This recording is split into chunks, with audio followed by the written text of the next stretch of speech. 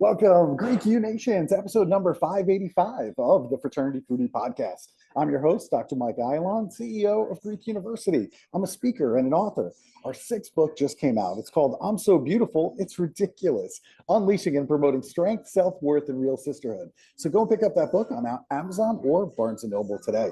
We call these episodes the Fraternity Foodie Podcast because there is nothing like great food to bring fraternity and sorority leaders together. Fun fact, I am live today from the New Jersey shore. Sometimes we actually go on vacation, we go to visit family, we go and visit friends, and today is one of those days. So I'm not in the office today, but you make the best of it, you find a good internet connection, and you get back to work.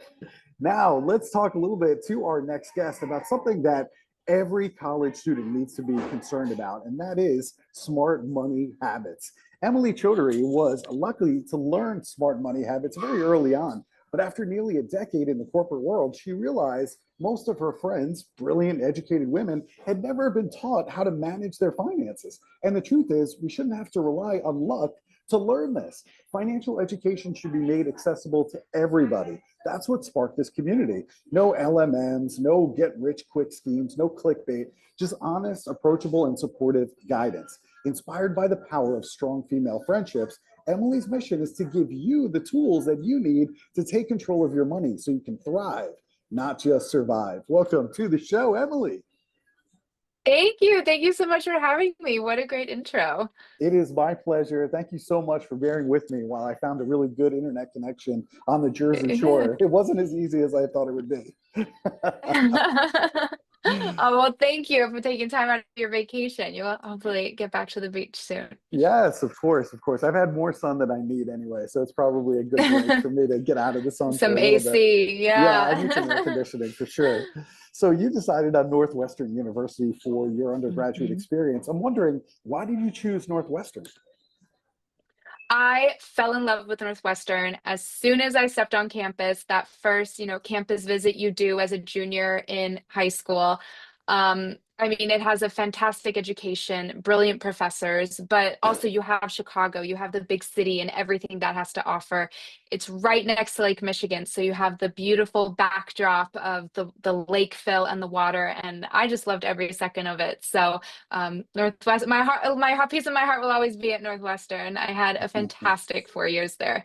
Yeah, that's an incredible school. The students are super smart, and the Greek system too is very, very good. You happen to join Alpha Chi Yeah. Omega over there. I'm wondering what was special about Alpha Chi that made you want to join them? I have to say there when I rushed, there was 12 sororities. It was so intense. It was such a blur. I like barely even remember rush, but I have to say I 100% ended up at the house I was meant to. Those girls, the slogan for AKIO is real strong women. And I have to say those women, hardworking, ambitious, just supporting, lifting each other up, but also so kind and generous. I mean, we found a really great sisterhood, and those are some of my best friends I still have today. We've been bridesmaids in each other's wedding, godparents to each other's kids. Like, it's a lifelong sisterhood, and I'm an active part of the alumni community now, and it doesn't just end after college. And even the skills of being you have the skills of social skills and friendships and things in high school, but the skill of being like a sister and lifting each other up in that way is something you really do take with you in other parts of your life, in the workplace, if you're moving cities and making new friends and just becoming a mom, just different phases of life. It really sticks with you. So I am just so happy. Joining ACI was one of the best things I did, for sure. I love it. I love that you had such a great experience. And I love that you look at it as a lifelong commitment that you made, not only to Mhm. yourself in terms of the values of Alpha Chi, but also to your sisters over a lifetime. And I think that's just a beautiful thing. So good for you. For I'm so sure. glad you had that great experience. But tell our listeners a little Thanks. bit about your journey. You really went straight Mhm. into the corporate world. And then now you're launching this mission around financial education. So take us along that journey. Yeah, I did. So after college, I joined the corporate retail world. So I did financial planning and I was a buyer for different companies. I worked at Macy's, and then I worked at H&M.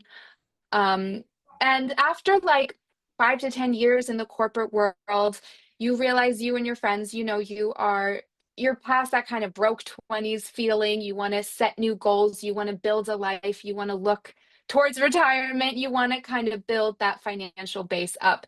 And a lot of my friends started coming to me and asking me questions about this. They realized I was kind of the financial literate one in the group, which was flattering. But as you said in the bio, I was also really surprised because these were educated, brilliant women, professional women, successful.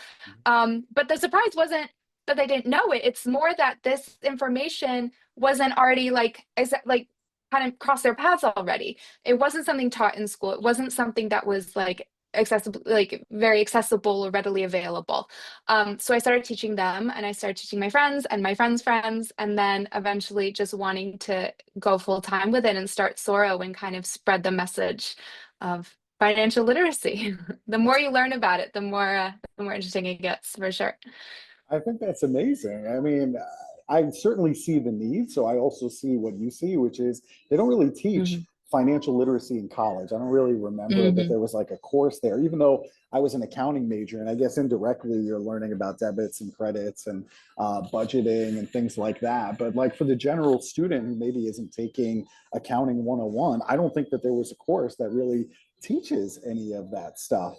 So, I guess it's just kind of interesting to me that that seems to be like a really big gap in what college is providing to college students. I mean, do you see that too?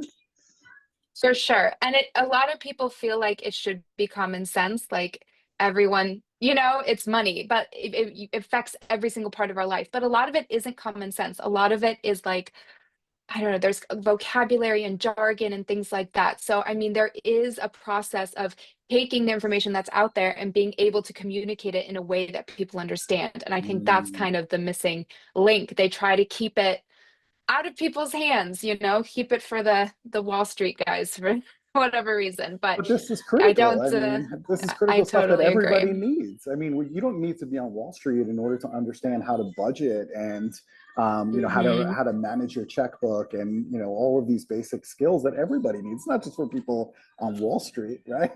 100%, 100%. Unbelievable. So a lot of the students that I talk to, they believe that I'm just broke, like that saying is really just a part of college life. And they almost wear it as like a badge of honor.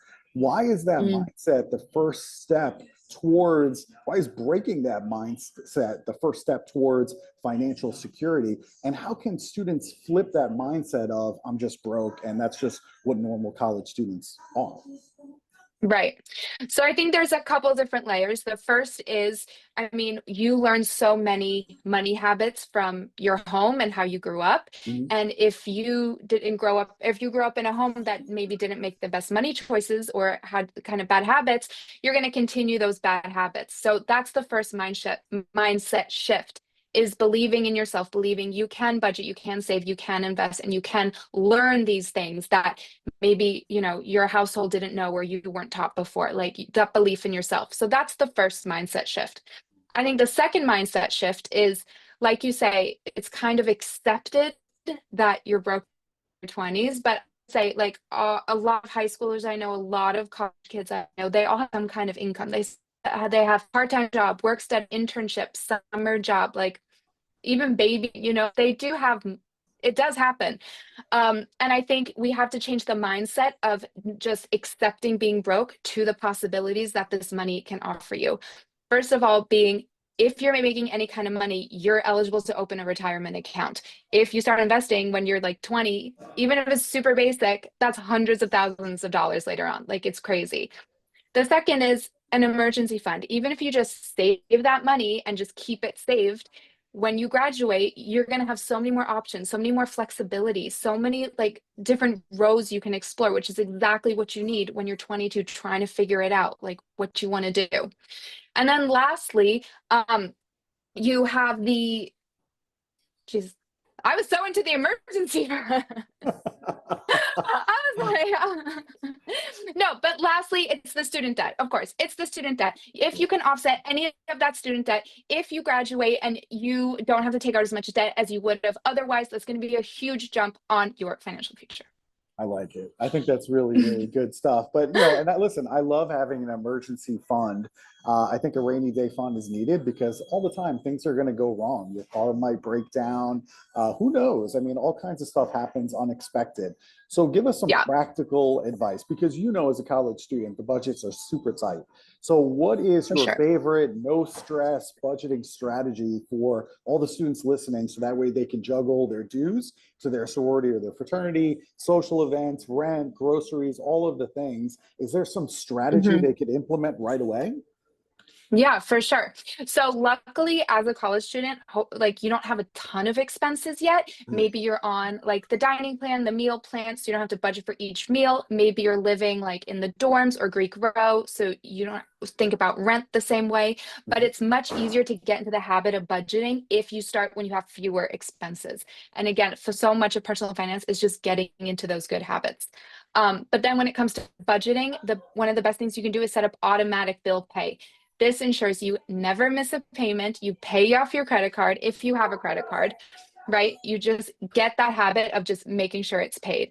So you can put away, it's normally we say 50 to 60% is like fixed costs. So that's going to be your rent, your gas, your groceries, 30% to wants. So this is going to be like of social events, formal, sorority things, fraternity things. And then get in the habit of just putting a little bit away. Like we were talking about the emergency fund or put it into the retirement account. Just get into that habit, even if it's $10, $50, whatever it is. And then if you have a big expense, like I know in Greek life, we have like the formals or the end of year stuff. If you have that big expense, take it and divide it up between each month. So say you're going to spend $200 on a new formal dress and shoes or whatever. $50 a month, and just make sure you're putting that away so you're not hit with that big cost all at once. I like it. So do you have any tips where maybe the chapter treasurer, who obviously is supposed to be really good with budgeting, or maybe a finance chair or something like that, how can they help to improve chapter-wide financial literacy? Because a lot of my brothers, I saw them getting into trouble with credit cards and like maxing out their credit cards. And you see all of this like spending and they're spending more than their means. So how can you improve that chapter-wide in terms of their literacy? I think first is just normalizing having money conversations. Right now, it's still pretty taboo. People don't really talk about it. And yet you see on social media, everyone buying all this stuff and you're trying to put two and two together, like just in your own head, and it doesn't make sense.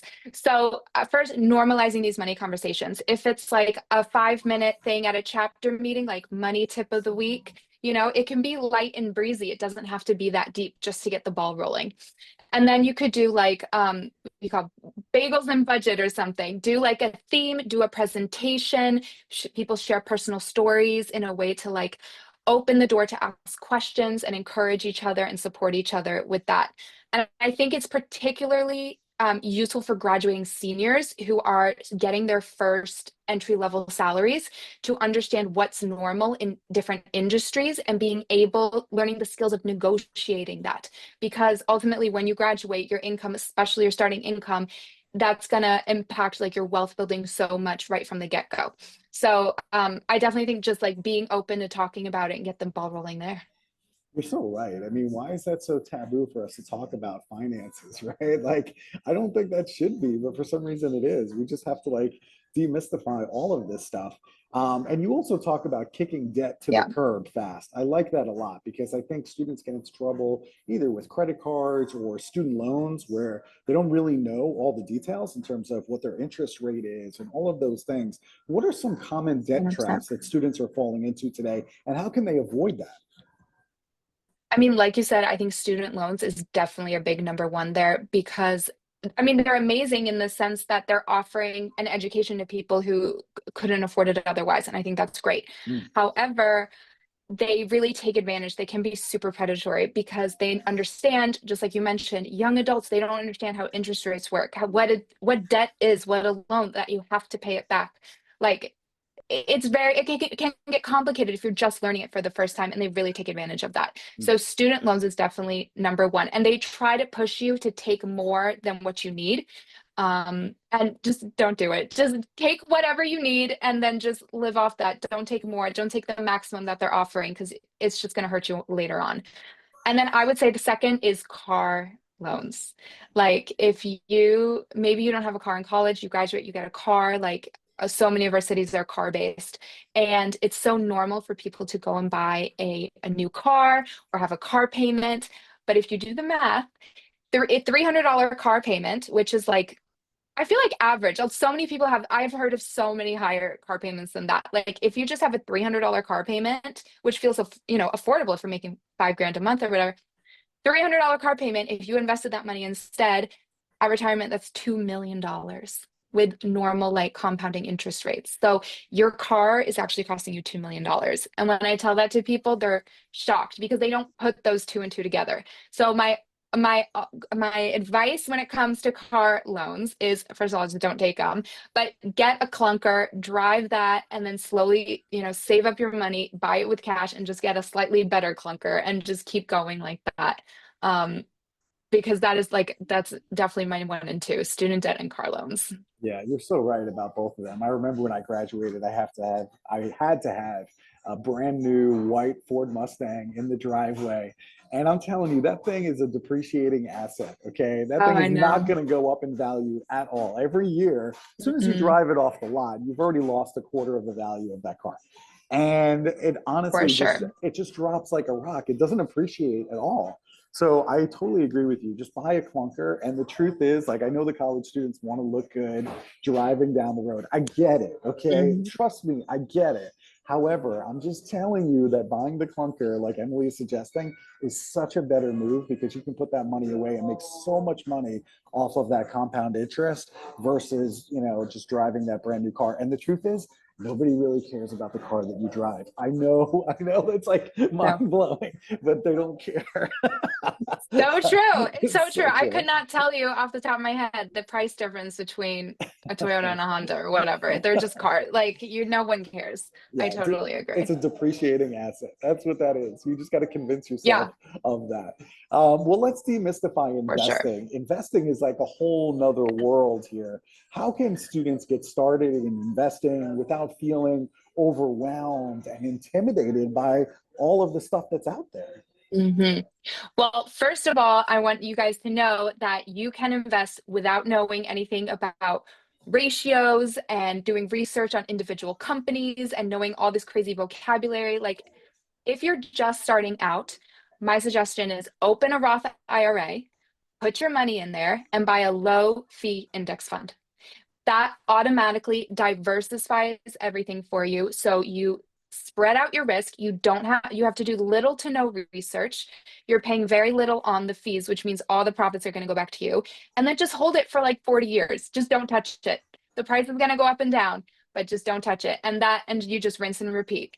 Obviously, like as you grow older and your goals change in life, that you will have to look into it more and rebalance, and the investing goals of somebody who's in their 40s or 50s is going to be different than in your 20s. But if you just open a Roth IRA and get a low fee index fund, I mean, you're going to be light years ahead in your financial journey. It's going to grow like crazy.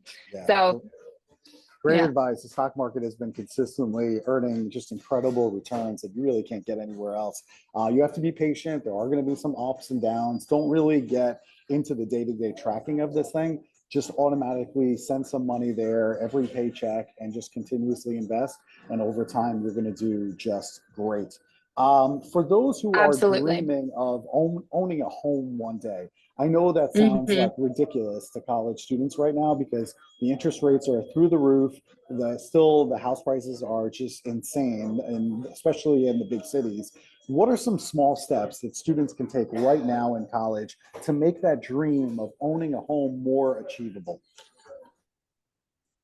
Yeah, absolutely. So to your point, having a home is definitely a lifestyle choice more than a financial choice. And especially at this point when we have technology and all this stuff of social media, these things available to us where we can choose to live very different kinds of lives. Not just a home doesn't necessarily fit into the white picket fence dream that maybe it used to. So there's definitely more options. But absolutely, if a home is something you're dreaming of, already, there are two easy ways where you can already start preparing. The first is open a high yield savings account. So again, just building that habit of putting money away because it's going to grow. And if it's a high yield savings account, that means you're going to get interest on it, which means it'll grow even without you putting money in. So start that. You don't want to invest that money because investing always has risks, especially if you're going to use it more short term rather than a longer term retirement plan. So I suggest a high yield savings account for that. The second thing you can do is work on your credit score. Make sure your credit score is as good as it can be. If you have a credit card, make sure you're paying it off every single month in full. You're not overspending on it and hitting that limit every month, and that you don't miss any payments, no late payments, no missed payments. And that's going to build your credit score up. So then when you're ready to purchase a home, you're going to get the absolute best rates on those mortgages. That's excellent advice. You're absolutely right. That credit score is key in determining what your interest rate is going to be.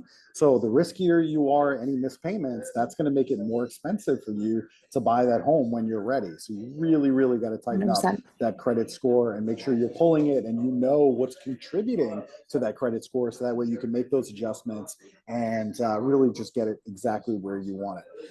This has been just really, really great. I love this for college students. I think this information that you share, Emilie, is absolutely incredible. So if the students who are listening right now, if they want to sign up for all your modules on the website, if they want to connect with you and all the services that you provide on financial literacy, where should they go? You can go to the website Soro Finance, so SORO like sorority, Soro Finance, and then we are on social media, YouTube, TikTok, Instagram at Soro_finance. I love it. SoroFinance.com. I didn't even put two and two together that was short for sorority, but I love it. And I think that's phenomenal. So good on you for coming up with that. And then it's Soro_finance on any of the social media platforms. Go and follow Emilie. Go and let her know that you heard this interview on the Fraternity Foodie Podcast and connect with her there. So I love it. Thank you, Emilie, for providing all this great information. Thank you so much. I really enjoyed this. Thank you so much for having me. You're very welcome. And to our listeners, if you enjoyed this talk with Emilie, and I know that you did, I need you to like this on social media, and I need you to share this with other students on your college campus, whether that be sorority members or fraternity members that want to improve their personal finance literacy and just really get in better shape in terms of their finances. I know there's a bunch of students that need this conversation, so share it with them on social media. And Emilie, thank you so much for sharing this. To our listeners, thank you so much for listening. Yep, we will see you on the next episode of the Fraternity Foodie Podcast. Thanks for joining us. We will see you next time.